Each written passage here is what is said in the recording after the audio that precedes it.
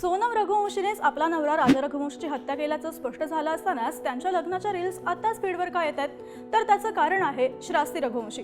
हनीमूनला गेल्यावर 23 मेला सोनम आणि राजा रघुवंशी बेपत्ता झाले। 28 मेला माझा भाऊ आणि बहिणी बेपत्ता असून त्यांना शोधण्यासाठी विनंती करतानाची रील राजाच्या बहिणीनं श्रास्तीनं तिच्या इंस्टाग्रामवर पोस्ट केली।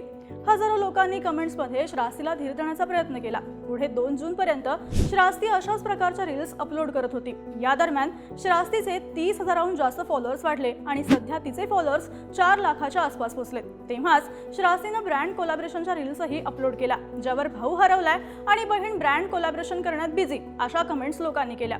पुढे 2 जूनला राजाचा मृतदेह सापडल्यानंतर पुन्हा श्रास्तीनं राजाच्या लग्नाच्या वेळेसच्या रील्स सोनमला पोलिसांनी ताब्यात घेतल्यानंतर ते न्यूज स्टाईलला सांगणाऱ्या रील्स श्रास्तीनं बनवल्या। निगेटिव्ह कमेंट्स येत असल्यामुळे तिनं काही रील्सच्या कमेंट्स ऑफ केल्या। त्यामुळे भावाच्या मृत्यू प्रकरणाचा वापर श्रास्ती प्रोफाईलचे एंगेजमेंट वाढवण्यासाठी करत असल्याची चर्चा सोशल मीडियावर सुरू आहे।